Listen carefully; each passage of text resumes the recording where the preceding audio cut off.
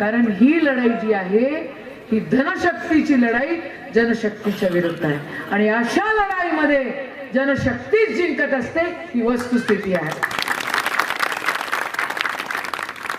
आम्ही सगळ्यांनी मिळून ठरवलं, महाविकास आघाडीने ठरवलं, बघा ती जी बया आहे ना तिनं फक्त शिव्या देण्याचे काम केलेलं आहे.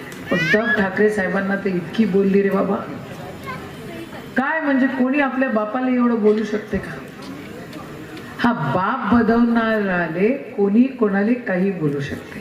आपल्या जिल्ह्यामध्ये असं वातावरण इतकं घाण कधीच नव्हतं जेवढं आता ह्या लोकांनी केलेलं आहे.